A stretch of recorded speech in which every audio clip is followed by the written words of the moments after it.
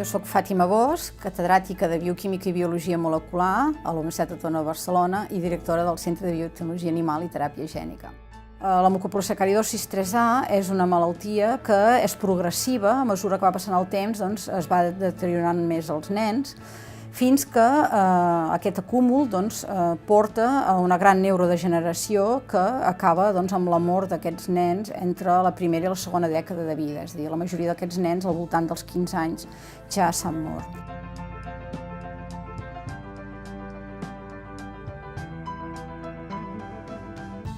Bé, el projecte consisteix en trobar uns òrgans o uns teixits que produeixin l'enzim que manca de manera contínua i que l'alliberin tant a la circulació sanguínia per d'alguna manera contrarrestar tota la patologia somàtica com a líquid cefalorraquidi perquè puguem contrarrestar tota la patologia neuronal.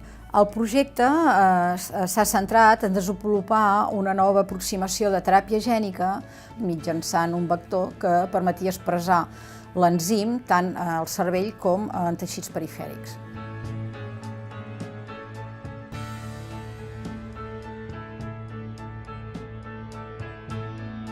S'ha establert un partnership públic-privat amb l'empresa Esteve, que ens ha permès desenvolupar tant una patent conjunta entre la UAB i Esteve com demanar la designació de medicament orfe a l'Agència Europea del Medicament i també a la seva vessant americana, la FDA, que tots dos varen aprovar la designació de medicament orfe. Actualment ja estem ara a les fases de toxicologia per iniciar el clinical trial el més aviat possible en nens malalts, que això es preveu que serà a primers del 2014.